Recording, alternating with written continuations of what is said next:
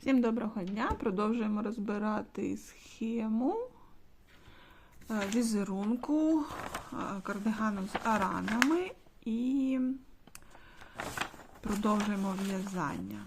Так, по плану 41 рядочок, ось він, 41 рядочок. Тут перекидаються ось ці два жгути. Получається, той, що праворуч іде зверху, той, що ліворуч іде знизу. Получається 6 петель перекид.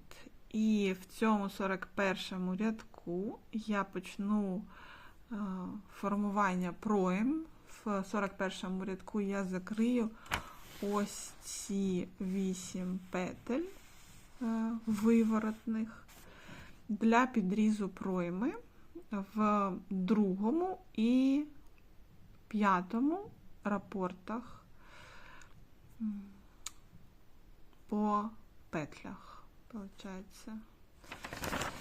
Давайте спочатку покажу, як в'яжеться цей. Ну, в принципі, мабуть, ви вже і все і самі добре зрозуміли, але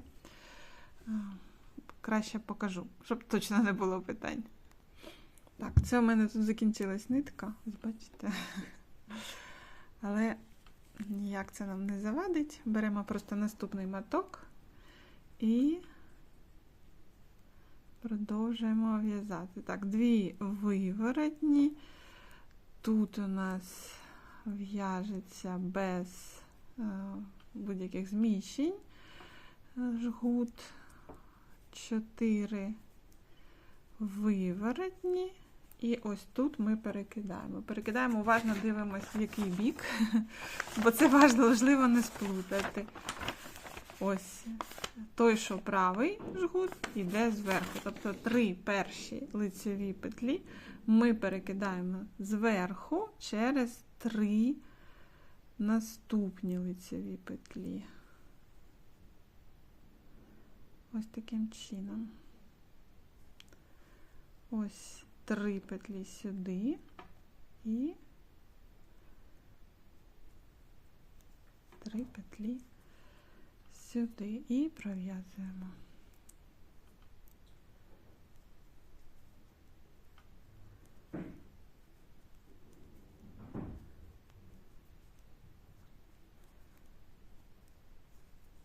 І так само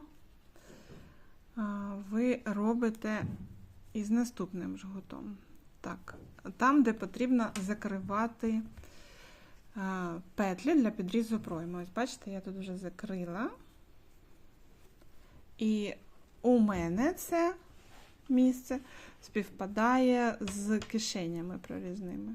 От, виходить, в тих рапортах, де я робила прорізну кишеню, отак йдете зверху, і ось тут якраз сформований цей підріз пройми. І він, виходить, з одного боку, і з іншого боку точно так само. Тобто у мене дві прорізні кишені, як би вам їх показати, ось, бачите, ось з одного боку прорізна кишеня, і ось з іншого. І зверху, отак от, якщо піти вверх, ось ця ось кишеня, бачите, і ось пройма. Підріз пройми, сформований з 8 виворотних петель. Але покажу вам ось на цьому фрагментику, як це зробити.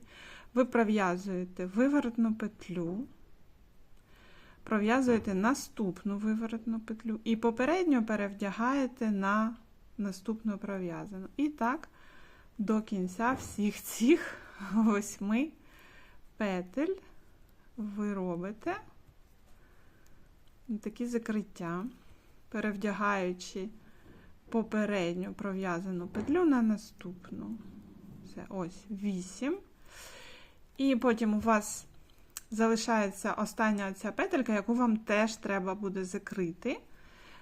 А тут у вас оці два жгути, які перекидаються. Ви робите перекид, залишаєте оцю петлю поки що не закритою, перекидаєте петлі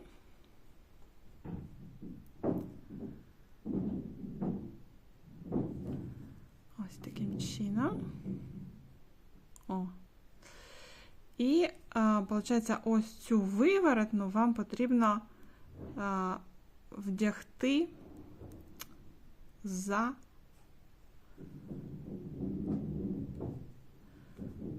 оцю лицьову, для того, щоб тобто пров'язати їх разом, але виворотна має бути позаду. Ось так. Бачите? Лицьову я вдягнула зверху, а цю перевела назад, для того, щоб воно не псувало картину візерунку, малюнок візерунку. Ось. І отак. Бачите, ми пров'язали, закрили цю петлю. Якщо б ми її просто перевдягнули, то у нас би отут зверху була перемичка. Вона абсолютно зайва, вона тут не потрібна і буде неохайно. Тому ми просто перевдягнули, пров'язали ці дві петлі разом, ось так. І далі продовжили собі в'язати.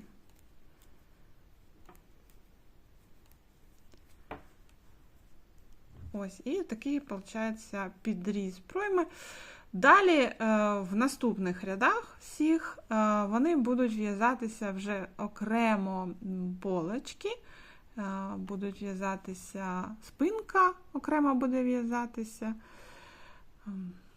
Тобто кожна полочка і спинка в'яжеться окремо, завершується в'язання окремо. Ну, і це я все потім докладно покажу, поки що ви маєте зробити 41-й рядок з перекиданням цих жгутів уважно в правильний бік і закрити пройми там, де вони у вас потрапляють. Якщо ви робите все так же, як у мене, то тоді це другий рапорт по ходу в'язання і 5-й рапорт по ходу в'язання. Все. Якби виворотний 42-й рядок в'яжеться за візерунком, але вже він буде от до кінця, виходить, це у нас яка буде полочка? Це у нас буде ліва полочка, просто до ось цього закритого фрагменту. Тобто ви зможете назад повернутися вже до другого підрізу. Тобто по ходу в'язання у вас там перший підріз з цього боку, потім іде спинка, потім другий підріз, і ви до кінця ряду пров'язали з усіма там перекиданнями, і назад виворотний 42-й рядок вже тільки ось до цієї точки. І оце у вас буде кромочна петля. Все, на сьогодні все. Всім всього найкращого, бережіть себе, до побачення!